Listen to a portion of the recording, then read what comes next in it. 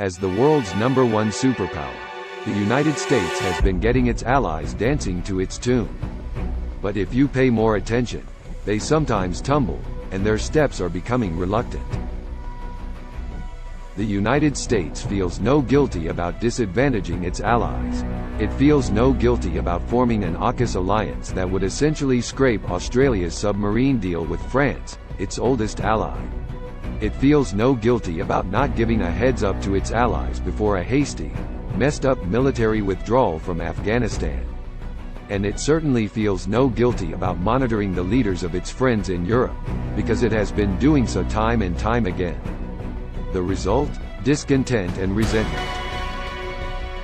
French President Emmanuel Macron insisted his country won't be America's vassal.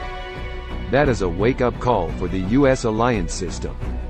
To dance to the tune till it breaks your ankle, does the performance worth it while?